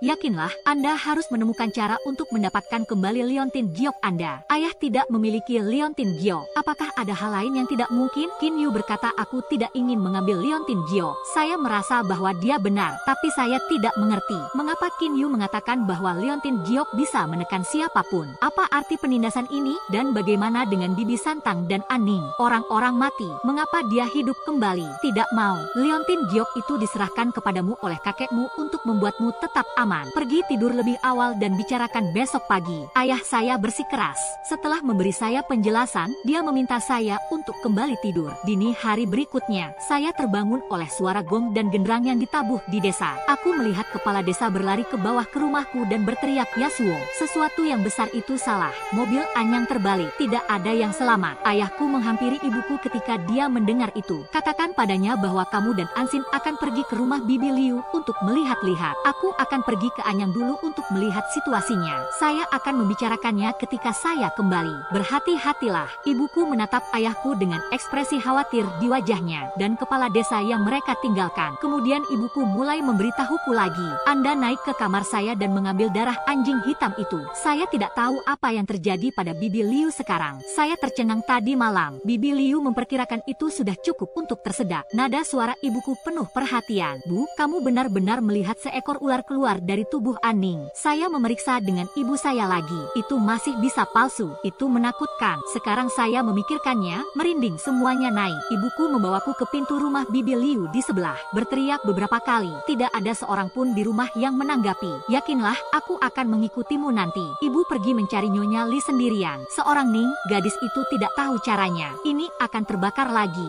Saya harus bertanya. Pada saat ini, Bibi Liu tertatih-tatih keluar rumah. Pakaiannya semua kotor, rambut berantakan. Ibuku buru-buru menyapa dan bertanya pada Bibi Liu. Kamu baik-baik saja? Bibi Liu menatap ibuku. Ekspresi kesal. Dong Mei, kamu mengatakan mengatakan bahwa pintu jahat itu tidak. Saya bangun pagi ini di dekat kuburan leluhur Anda. Begitu komentar ini keluar, ibuku dan aku tercengang. Ini bahkan lebih jahat. Makam kakek buyut saya tidak jauh dari kuil ular yang telah dihancurkan. Ada sedikit tempat kultus di tempat itu. Hanya keturunan keluargaan yang akan pergi setahun sekali. Orang-orang desa tidak berani mendekat sama sekali. Bibi Liu melihat wajah ibuku salah. Ketakutan, dia dengan cepat mengakhiri topik pembicaraan. Bibi Liu, saya buru-buru berteriak. Ketika Bibi Liu menoleh, aku menatap matanya sejenak, menemukan bahwa semuanya normal. Baru kemudian saya pergi dengan ibu saya dengan nyaman. Setelah kecelakaan sepupu Anyang, seluruh desa tahu, tubuhnya dikirim ke rumah leluhurnya. Bibi Santang menangis dan melolong setelah ayah saya dan kepala desa tiba. Tapi dia tidak diizinkan melihat tubuh sepupu Anyang. Apa yang lebih aneh, seorang Ning bahkan ada di sana. Meski matanya merah dan bengkak karena menangis.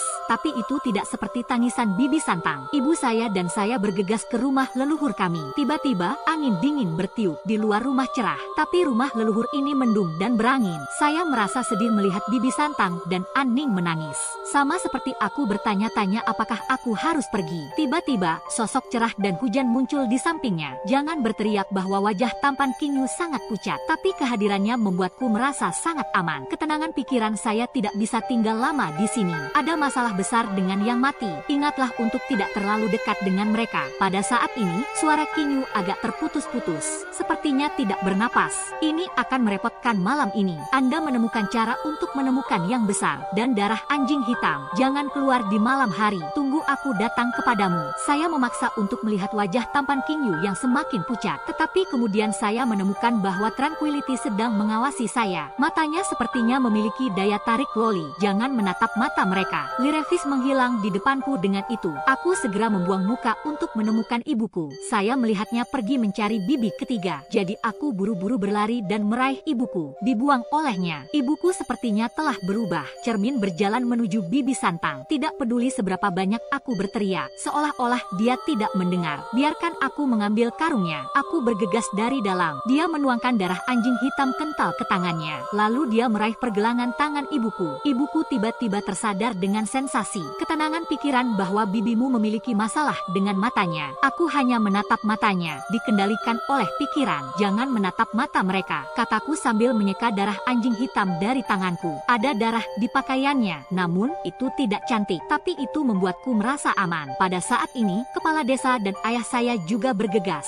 Ibuku buru-buru mengucapkan beberapa patah kata terima kasih kepada kepala desa. Bagaimanapun, ada hal yang begitu jahat. Kepala desa juga bersedia membantu. Sudah lama hilang untuk orang lain. Ayah saya mengobrol dengan kepala desa beberapa patah kata lagi. Baru kemudian saya menarik ibu saya keluar rumah leluhur. Bukankah Anda meminta ketenangan pikiran untuk menemukan Nyonya Li? Saya juga datang ke rumah leluhur. Ayahku menatapku. Matanya penuh kekhawatiran. Anyang Aning mengalami kecelakaan satu demi satu. Ayah saya paling mengkhawatirkan saya. Ketika Ansin dan saya keluar, kami bertemu kakak ipar Liu. Dia tidak ingat tadi malam. Tapi kakak ipar Liu terbangun di kuburan leluhur keluargaan. Saya pikir itu aneh. Harus memberitahumu tentang hal itu. Ayahku tampak serius. Kalau begitu jangan pergi ke rumah Nyonya Li. Setelah menetap di tempat ini sebelumnya, saya akan pergi ke suami kakak ipar Liu lagi. Bantu kami pergi dan bertanya pada Nyonya Li. Paman ketiga bergegas kembali ke rumah leluhur pada siang hari. Ketika dia melihat Anyang diletakkan di tanah, segera bergegas. Memegang tubuh Anyang, dia menangis dengan getir. Setelah cukup menangis, paman ketiga tiba-tiba memeluk Ansin. Anda bintang sapu. Anda jelas bisa menyelamatkan Anyang. Mengapa Anda tidak mati? Kata Santang. Ambil bangku dan hancurkan padaku. Untungnya, penduduk desa di desa melangkah maju untuk mencegahnya. Meskipun ketiga paman itu memarahi dengan buruk, tapi saya tidak membantahnya. Sebaliknya, dia menjaga jarak dari ketiga pamannya. Ketika saya masih kecil, paman Santang tidak sabar untuk mengirim saya untuk menekan kuil abadi ular. Dia terkenal pemarah. Kalau saja tidak ada yang menarik bangkunya sekarang, dia akan memukulku. Melihat ini, ibuku menarikku keluar dari flat HDB dan bersiap untuk pulang. Seorang Ning juga berjalan keluar bersama kami. Ketenangan pikiran, saudaraku dibunuh olehmu. Anda bahagia sekarang. Aku menoleh untuk melihat Aning,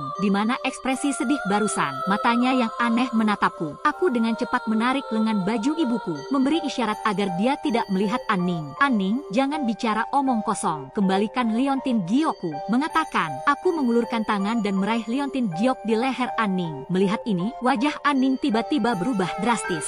Salah satu matanya bersinar biru hijau. Ini Ini liontin giok saya. Jika Anda berani meraihnya, aku akan memakanmu. Peringatan ketenangan dan teror mengejutkan saya. Karena hanya sesaat, seolah-olah saya melihatnya berubah menjadi ular. Jangan khawatir, ibuku buru-buru menarikku ke sisinya. Biarkan aku menjaga jarak tertentu dari Aning. Sudut bibir Aning sedikit terangkat. Mata itu bersinar dengan tirus. Aku segera membuang muka. Detak jantungku yang gugup. Ketenangan terlalu aneh. Ibu saya menyeret saya ke tempat yang jauh dari rumah leluhur saya. Baru kemudian saya mendengar ketenangan pikiran. Apa yang baru saja Anda lakukan membuatku takut setengah mati. Aning bukan manusia sekarang. Masih bisakah kamu meminta liontin giok itu? Seolah-olah saya melihat kepalanya berubah menjadi ular. Tidak, kita harus mendapatkan beberapa hal lagi untuk mengusir roh jahat. Setelah mengatakan itu, ibuku menarikku dan mengambil tindakan. Ini mendekati malam. Ibu dan ayah sibuk dengan generasi masa depan Anyang. Hanya saja saya selalu merasa ada sepasang mata yang menatap saya. Saya tahu itu ketenangan. Tidak masalah kemana saya pergi. Matanya mengikuti. Matanya bersinar dengan cahaya virus yang menakutkan. Kadang-kadang ada senyum menyeramkan di sudut mulut. Malam tiba. Ketakutan yang melanda hatiku terus meningkat. Gelap. Saya mengabaikan pengingat ketenangan. Sebaliknya, dia buru-buru menarik orang tua saya keluar dari rumah leluhur. Saya melihat kembali ke rumah leluhur. Saya pikir itu menakutkan di dalam. Ayahku takut saat melihatku. Jadi dia berbisik meyakinkan. Jangan takut bahwa kejahatan akan menang atas kebaikan. Kami akan pulang sekarang. Ada jalan dari rumah leluhur ke rumahku. Karena Anyang ada di desa. Tidak ada yang berani berada di luar sana. Aku sebenarnya berbulu di hatiku juga. Meskipun dikatakan bahwa Anyang meninggal dalam kecelakaan, tapi ketakutan di hatiku tidak hilang sama sekali. Pada saat ini, ayah saya bertanya pada Nyonya Li sambil berjalan. Apakah ada berita di sana? Suami Bibi Liu berjanji untuk pergi ke Nyonya Li. Tapi sejauh ini belum ada kabar. Saya tidak tahu apakah saya kembali dulu. Saat itulah itu terjadi. Qin Yu tiba-tiba datang ke polisi kota. Ketenangan pikiran dia ikuti. Saya mendengar bahwa kaki saya terpeleset dan saya tidak bisa berdiri diam. Saat kamu akan jatuh,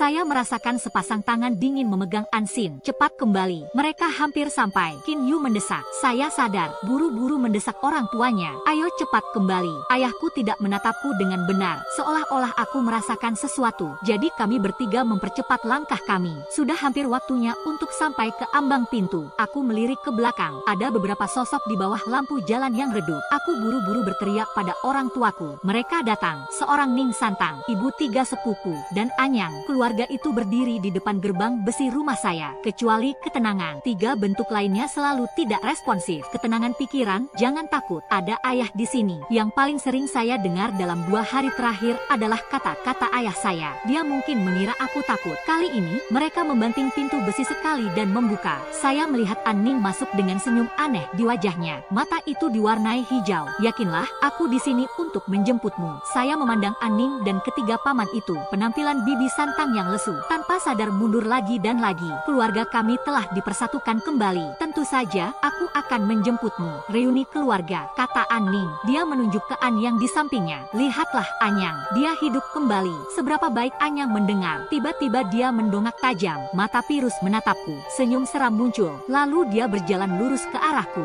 Minggir. Begitu kata-kata itu jatuh, saya melihat ayah saya membawa darah anjing hitam. Dia melemparkannya ke Anyang dan mereka. Seorang Ning melihat ini, panik dan cepat menghindar. Darah anjing hitam itu ditaburkan pada mereka bertiga di Anyang. Segera, tubuh Anyang jatuh, tetapi paman ketiga dan bibi ketiga dengan cepat kembali normal. Yasuo, saraf macam apa yang kamu miliki? Dan menuangkan darah anjing hitam. Bibi Santang menyeka darah anjing hitam dari wajahnya. Berteriak, Bibi Santang, bagaimana sepupu Anyang bisa ada di sini? Saya dengan cepat menyimpang dari subjek, dan dia melihat putranya terbaring di tanah. Buru-buru berjongkok di tanah dan menangis. Tapi yang tidak saya duga adalah ini. Paman Santang tidak marah kali ini. Hanya menatap ayahku dengan ngeri. Baskom berisi darah anjing di tangan Anda. Darah anjing hitam melihat ayahku mengangguk. Santang Bo menatap ibuku sambil berpikir. Dan darah anjing hitam di tanah. Kemudian dia menjemput keluarga Anyang dan meninggalkan rumah saya. Ayah Santang Bo, apa yang terjadi? Saya pikir akan ada pertarungan besar. Bagaimana kabarmu? Anda tidak bodoh. Feng Shui untuknya dan kakek buyutmu saat itu. Keturunanlah yang memiliki koneksi. Selama bertahun-tahun,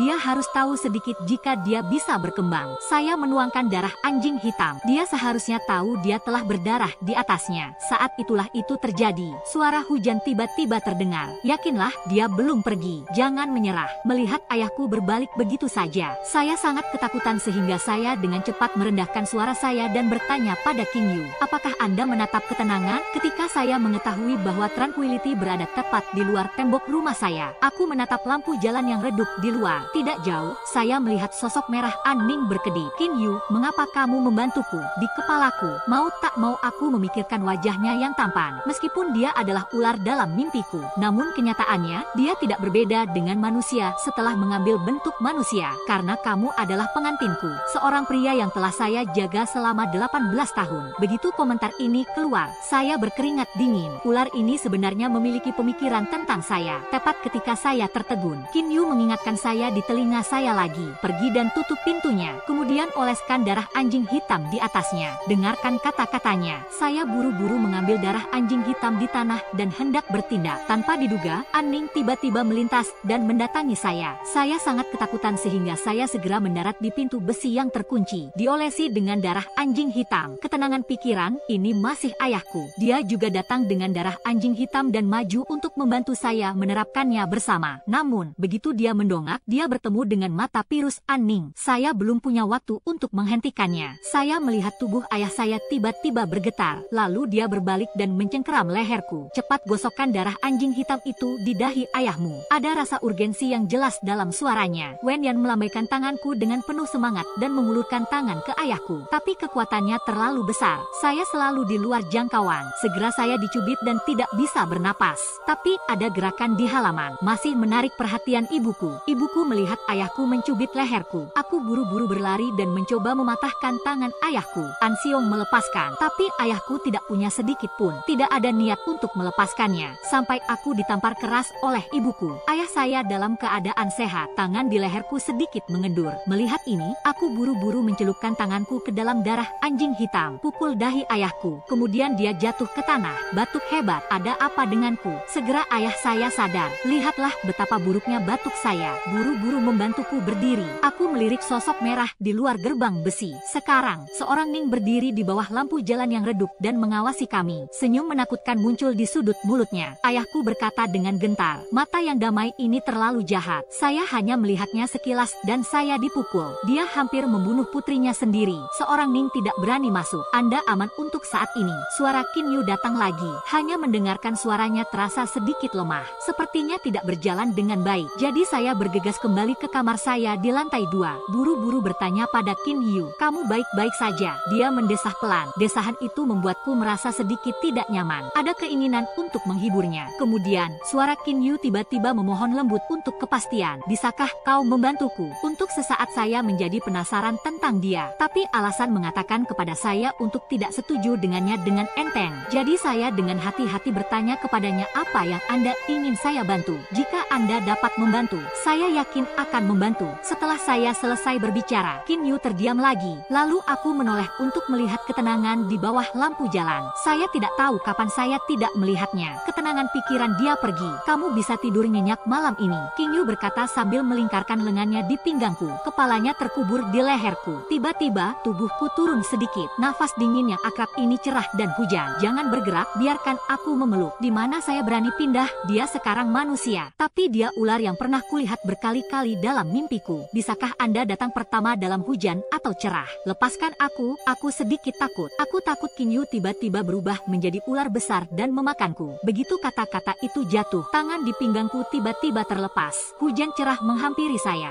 Saya melihat tubuhnya yang tinggi dan lurus serta fitur wajahnya yang halus. Pria cantik kuno yang tepat. Tapi meski begitu, itu tidak mengubah bahwa dia ular. King Yu An-Ning pergi. Itu karena kamu menatapnya sepanjang waktu. Bisakah dia melihatmu? Ketika saya mendengar jawaban afirmatif King Yu, tiba-tiba saya terkejut dan berkeringat dingin. Benar saja, King Yu dan An-Ning adalah jenis yang sama. Awalnya, saya ingin mengajukan beberapa pertanyaan kepada King Yu, tapi dia berbalik untuk melihat darah di tubuhku. Desak dia untuk mandi dulu. Aku menunggumu di sini. Aku melihatnya berjalan ke mejaku, ambil buku dan balikan, seolah-olah itu adalah kamarnya. Dan begitulah cara saya bergaul dengannya. Betapa anehnya perasaan. Bukankah dia akan pergi? Saya mengambil pakaian saya dan pergi ke kamar mandi. Menunggu beberapa saat. Setelah memastikan dia tidak mengintip, baru kemudian saya cepat mandi. Kembali ke kamar, King Yu meletakkan buku itu, bangun dan berjalan ke arahku. Belum terlalu dini untuk tidur. Mengatakan itu, King Yu mengangkat selimut dan hendak berbaring. Melihat ini, saya buru-buru menghentikan langkah selanjutnya. bertanya, apakah kamu akan tidur di sini? Lalu di mana saya bisa tidur? Qin Yu melihat kengerian di mataku. Saya hanya bisa dengan senang hati mundur ke meja saya. Kemudian Anda tidur. Di mana saya berani tidur? Bahkan jika dia manusia sekarang, saya tidak berani. Saya buru-buru mencari topik. Saya ingin mengubah suasana canggung saat ini. Saya tidak bisa tidur sekarang. Ayo ngobrol. Ngomong-ngomong, bukankah kamu baru saja mengatakan biarkan aku membantumu? Anda belum memberitahu saya apa yang harus dilakukan untuk Anda. Qin Yu melirikku. Anda pergi ke rumah leluhur dan membantu saya mendapatkan sebuah kotak. Ada gelang di sana. Aku akan bersamamu saat kamu membawanya. Menetap di rumah leluhur. Saya menatap Qin Yu dengan heran. Apakah Anda terjebak di dalam gelang itu? Jika saya mengeluarkan kotaknya, Anda tidak akan bisa keluar. Begitu kata-kata itu jatuh, cara Qin Yu menatapku membuatku marah. Aku buru-buru menemani wajah tersenyum itu. Saya harus mencari tahu. Itu tidak akan menyakitiku. Lagi pula, aku sangat sengsara sekarang. Anda dapat memahaminya seperti itu. Tapi aku tidak akan menyakitimu. Tatapan dalam cara dia menatapku sedih. Nadanya sangat tidak berdaya. Aku menatapnya seperti ini. Ada sesuatu yang aneh di hatiku. Ini seperti aku jatuh cinta dengan ular. Atau ular dalam bentuk manusia tanpa mayat. Tapi rumah leluhur saya sangat jahat. Dan tubuh Anyang masih di dalam. Saya khawatir sesuatu akan terjadi jika saya masuk. Tapi dia bilang hanya aku yang bisa mendapatkannya. Untuk sesaat, saya terkoyak. Dia sepertinya melihat melalui keraguanku. Jika Anda tidak mau, saya juga tidak segan. Ini belum pagi. Istirahatlah lebih awal. Saya hanya akan mengatakan saya tidak mengantuk sama sekali. Detik berikutnya, dia menguap tidak tepat. Suasananya tiba-tiba cukup canggung.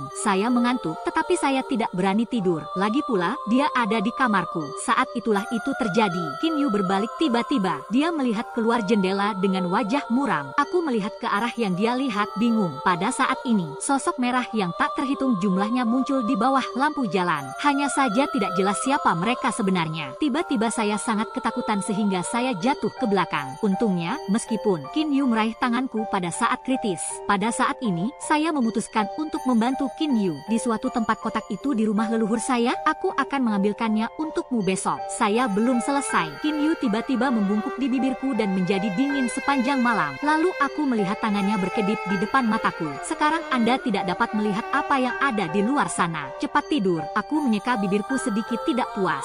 Jangan berani menatapnya lagi. Kalau tidak, aku khawatir hatiku akan meleleh olehnya. Dini hari berikutnya, berita datang dari desa. Tubuh An yang menghilang malam itu. Keluarga kami bergegas ke rumah leluhur An. Paman ketiga dan bibi ketiga tampak serius ketika mereka melihat kami. Yasuo, aku akan kembali ke kota. Tubuh An yang menghilang tadi malam. Aku menarik lengan baju ayahku, merendahkan suaranya dan berkata, bukankah paman ketiga yang membawa mayat sepupunya tadi malam? Apa itu ketenangan pikiran? Dia tidak ada hubungannya dengan tubuh An yang di punggungnya. Ketiga bibi itu bertanya dengan suara. Saat itulah ayahku menepuk punggung tanganku, beri isyarat padaku untuk tidak mengatakan apa-apa lagi tentang sepupu ketiga. Tubuh An yang hilang. Apa yang Anda temukan ketika Anda kembali ke kota? Santangbo mengangguk, tarik ayahku ke samping, berbisik pelan. Mereka berdua tidak tahu harus berkata apa. Setelah keributan tadi malam, ibuku baru ingat bahwa dia belum mencarinya. Perhatikan apa yang ditanyakan suaminya tentang Nyonya Li. Jadi ibuku menyapaku dan keluar. Saya bertanya-tanya apakah seharusnya ada yang salah dengan siang bolong dan tidak menghentikannya. Itu kebetulan, tidak butuh waktu lama. Seorang Ning berlari terengah-engah. Yakinlah, ibumu telah jatuh ke selokan. Untungnya, saya mengetahuinya tepat waktu. Kalau tidak, dia pasti sudah lama mati. Saya hampir mati ketakutan. Buru-buru berlari ke arah rumah Bibi Liu. Saya hanya berlari ke parit. Saya melihat ibu saya dan Bibi Liu mengobrol. Bu, kamu baik-baik saja? Ketenangan pikiran, bagaimana Anda bisa sampai di sini? Ketika ibu saya melihat bahwa saya melanggar janji saya, dia penuh keraguan. Saat itulah saya tiba-tiba sadar. Aning, kenapa dia berbohong padaku? Kalau dipikir-pikir itu, aku langsung menatap ibuku. Kata ibu ngeri, kami takut kami harus segera kembali ke ayahku. Ibuku juga ketakutan saat mendengar ini. Ketika kami kembali ke rumah leluhur, ditemukan bahwa gerbang telah dikunci. Ayah dan tiga paman saya dan Aning, mereka sudah lama menghilang. Tiba-tiba ibuku panik. Saya segera memutuskan untuk pergi ke rumah kepala desa untuk untuk bertanya, dan saya sedang mencari di dekatnya. Pada saat ini, saya memikirkan kotak yang dikatakan Qin Yu. Meskipun saya tidak tahu untuk mendapatkannya, apa konsekuensinya setelah itu. Tapi sekarang hanya Qin Yu yang bisa membantuku. Qin Yu, bisakah kamu mendengarku? Begitu kata-kata itu jatuh, sosok Qin Yu muncul di sampingku. Tapi detik berikutnya, dia buru-buru memblokir dirinya sendiri dengan tangannya. Mundur, sepertinya saya takut dengan rumah leluhur. Saya mengumpulkan keberanian untuk membuka kunci di rumah leluhur saya. Sosok Qin Yu dengan cepat menghilang, tapi suaranya datang. Ada peti yang sangat tua di kamar kakek buyutmu. Bawa dia keluar setelah menemukan kotak itu. Saya berjalan ke rumah leluhur. Aura dingin yang menerpa wajahku membuatku menggigil. Saya merinding dalam sekejap. Itu membuat saya merasa seperti berada di rumah hantu. Rumah leluhur Anjia adalah model rumah halaman. Konon, itu adalah rumah kakek buyut saya yang runtuh. Setelah rekonstruksi, tidak ada yang berani tinggal di rumahnya. Tidak ada yang berani mengambil barang-barang di ruangan itu. Ketika saya mendekati kamar kakek buyut saya, angin dingin meniupku menggigil. Sepertinya ada sesuatu yang menakutkan di sana. Cerah dan hujan, aku menelan ludah. Berbisik, aku di sini. Jangan takut untuk berjalan ke depan dan Anda akan melihat peti mahoni. Hujan atau cerah, suara yang tiba-tiba membuat jantungku berdebar kencang. Saat ini, jika seseorang menyentuh bahu saya, kurasa aku takut setengah mati. Aku mendorong pintu hingga terbuka. Kamar kakek buyut sangat besar. Segala sesuatu di dalamnya antik. Saya berjalan mengitari meja, berjalan ke tempat tidur. Benar saja, ada peti mahoni. Apakah itu dia? Tahan dan pergi. Jangan melihat ke belakang. Aku mencengkeram kotak itu, buru-buru berjalan menuju pintu.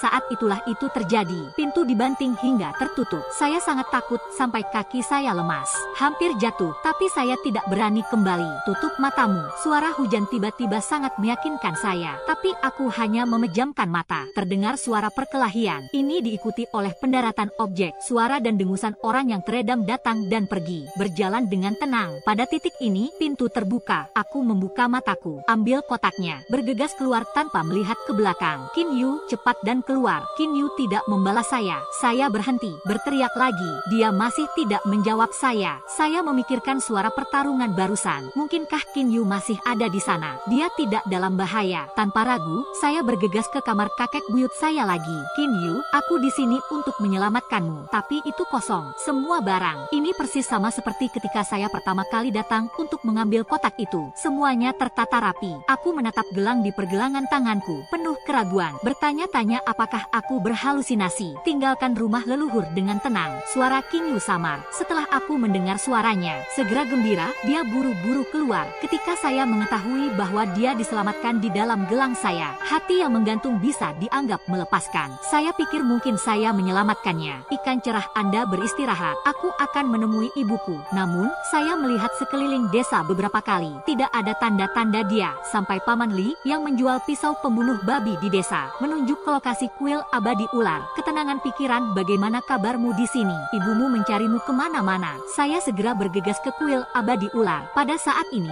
ibu saya dan Nyonya Li sedang berbicara di tengah kerumunan. Kali ini, Nyonya Li menyentuh kepalaku seperti sebelumnya. Lalu dia menatap ibuku lagi. Yakinlah, ayahmu memiliki dupa di dalamnya. Anda juga pergi. Mendengar ini, saya buru-buru memasuki kuil abadi ular. Ayahku melihatku masuk, buru-buru menarikku ke samping. Sembah peri ular dengan hati. Hari ini 15. Setelah saya keluar dari kuil abadi ular, bertemu Ana lagi. Dia tersenyum manis di wajahnya. Tidak ada tanda-tanda dinginnya tadi malam. Semakin dia seperti ini, semakin panik saya. Ini tidak sebagus dia tidak seperti tadi malam. Saat itulah itu terjadi. Seorang Ning menatap gelang di pergelangan tanganku. Jangkau dan coba tangkap aku. Buru-buru mundur. Ketenangan pikiran anyang. Apakah tubuh sepupu saya telah ditemukan? Di mana lagi saya bisa menemukannya? Mata Ning tertuju pada gelangku sepanjang waktu. Damai, kamu tidak memiliki gelang ini di pergelangan tanganmu kemarin. Kenapa kamu tiba-tiba membawanya hari ini? Saya tidak mengajukan pertanyaan retoris. Bagaimana dengan ketiga bibi itu? Tubuh An yang hilang. Apakah tidak ada terburu-buru? Seorang Ning sedikit tidak sabar ketika dia mendengar ini. Jangan khawatir, bisakah kamu memberiku gelang itu? Aku akan menukar liontin giok ini denganmu.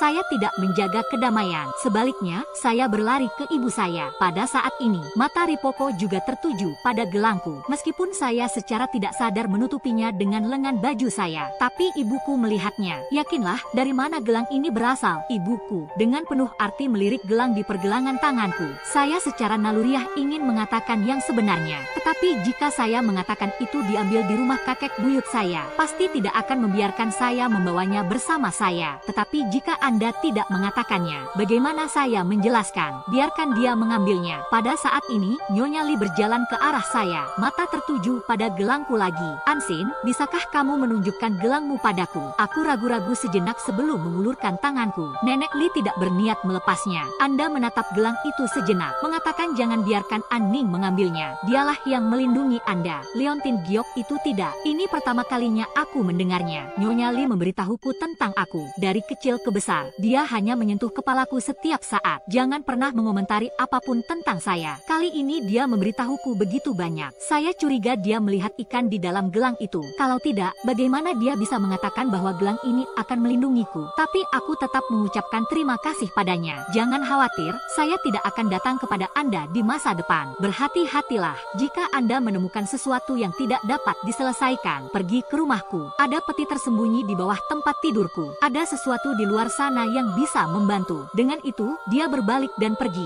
Saya melihat ke belakang Nyonya Li pergi. Bingung, apa barang-barang rumahnya? Katakan padaku dengan sangat jelas. Aku menggelengkan kepalaku saat Anda berbalik, tapi saya terkejut oleh Anning yang berdiri di samping saya. Ansin Lipozi baru saja mengatakan sesuatu padamu. Aku buru-buru mundur, jaga jarak tertentu dari ketenangan. Ketenangan ini menatapku tanpa diduga. Dia pasti menginginkan gelangku. Saat itulah itu terjadi. Orang tua saya mendatangi saya dengan wajah yang sangat buruk. Yakinlah, kita akan berkemas dan kembali ke kota. Mengapa ayah tiba-tiba kembali ke kota? Tubuh Anyang tidak ditemukan. Masalah ketenangan tidak diselesaikan. Langkah ayah benar-benar aneh. Berita baru saja datang dari kota. Katakan bahwa sesuatu terjadi pada paman ketigamu. Saya belum punya waktu untuk mengetahuinya. Apa yang ayah katakan salah? Ditarik keras olehnya dan dilarikan pulang.